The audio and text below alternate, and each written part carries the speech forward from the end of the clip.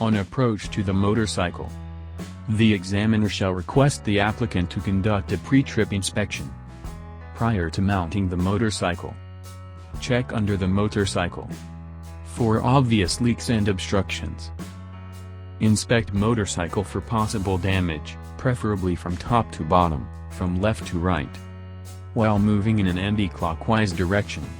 Check front wheel for tread depth, wear and damage, sidewall damage, inflation, valve cap, spokes, wheel hub, oil and grease leakage.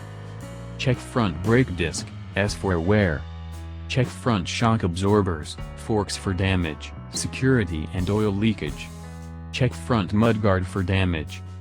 Check the front lights and lenses and reflectors for damage. Check left front indicator for damage.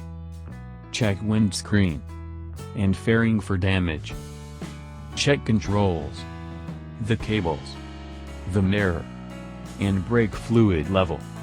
Check the fuel tap and the valve for damage and leaks.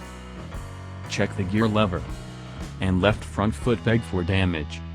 Check the left side cover for damage.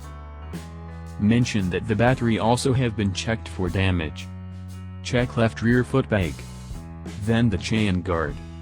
Also the chain for the tension, and that chain is lubricated, and that exhaust is fastened, and that shock absorber does not have leaks. Check left rear indicator for damage. Check rear light for damages, the registration plate light, and lens and reflector for damage. Check rear registration plate for damage, and mention it correspond with disc and that disc is valid. Rear wheel is checked the same as the front wheel. The right rear indicator is okay.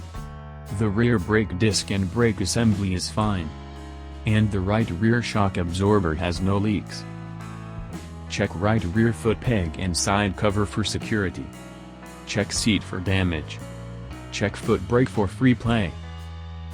Check fuel tank and filler cap for security and leakage.